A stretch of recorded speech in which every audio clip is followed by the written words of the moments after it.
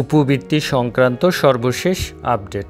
প্রিয় ভিউয়ার্স, অদ্য 2/12/2024 খ্রিস্ট তারিখ জুম প্ল্যাটফর্মে প্রাথমিক শিক্ষা অধিদপ্তরের উপবৃত্তি শাখা থেকে এই উপবৃত্তি সংক্রান্ত গুরুত্বপূর্ণ 5টি নির্দেশনা দেওয়া হয়। তাহলে চলুন আমরা সেই গুরুত্বপূর্ণ নির্দেশনা বা আপডেটগুলো জেনে নিই। 1 নম্বরে হচ্ছে অত্যন্ত গুরুত্বপূর্ণ, সেটি হচ্ছে জুলাই 2024 থেকে ডিসেম্বর 2024 এই 6 মাসের উপবৃত্তির চাহিদা আগামী 12/12/2024 থেকে 17/12/2024 তারিখের মধ্যে প্রদান করার জন্য পোর্টাল বা উপবৃত্তি পোর্টাল ওপেন থাকবে। আমরা জানি 12/12/2024 তারিখ থেকে শীতকালীন প্রাথমিক বিদ্যালয়গুলো বন্ধ থাকবে। সেই ক্ষেত্রে চলমান তৃতীয় প্রান্তিক মূল্যায়ন এই পরীক্ষার মধ্যেই কিন্তু কোন কোন শিক্ষার্থী উপবৃত্তি পাবে সেই তালিকা প্রস্তুত করে একজন প্রধান শিক্ষককে হালফিল করে রাখতে হবে, যাতে প্রয়োজনীয় সময়ের মধ্যে উপবৃত্তি সংক্রান্ত চাহিদা সহজেই প্রদান করতে পারে। 2 হচ্ছে কিছু কিছু শিক্ষার্থী যারা প্রাথমিক বিদ্যালয়ে নাম আছে, আবার মাদ্রাসা বা কেজিতেও নাম আছে, তাদেরকে ঘটনাক্রমে ক্ষেত্র বিশেষে কোনো কোনো বিদ্যালয় থেকে উপবৃত্তিও দেওয়া হয়।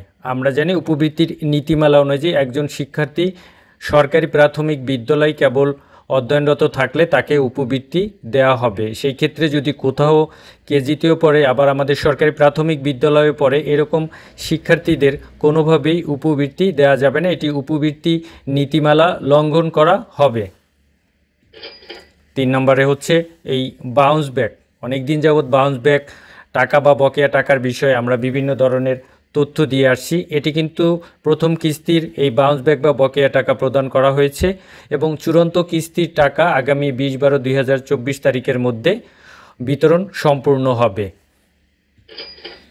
4 নম্বরে সুবিধাভোগী অভিভাবকের বৈধ সিম রেজিস্ট্রেশনের মাধ্যমে নগদ অ্যাকাউন্ট খুলতে হবে। কোনো অভিভাবকের নামে বায়োমেট্রিক অথবা তার নামে বৈধ সিম নগদ অ্যাকাউন্ট খুলে সেই নাম্বারটি নির্দিষ্ট শিক্ষার্থীর সুবিধাভোগী অভিভাবক হিসাবে দিতে হবে। এই ক্ষেত্রে প্রধান শিক্ষক বা সংশ্লিষ্ট বিদ্যালয় শিক্ষক মণ্ডলীদের এই কাজটি সম্পূর্ণ করতে হবে। আমরা জানি অনেক সময় এই ভুল নাম্বারের কারণে টাকা পয়সা বিতরণে সমস্যা হয়।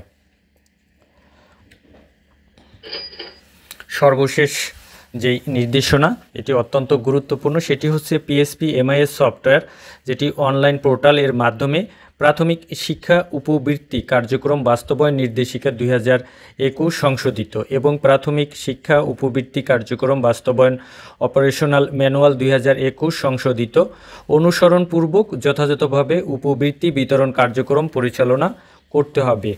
একজন শিক্ষার্থী উপবৃত্তি পেতে হলে কতগুলো নিয়ম কানুনের ভিতর তাকে উপবৃত্তি দিতে হবে, অথবা উপবৃত্তি বিতরণের কিছু লক্ষ্য এবং উদ্দেশ্য আছে।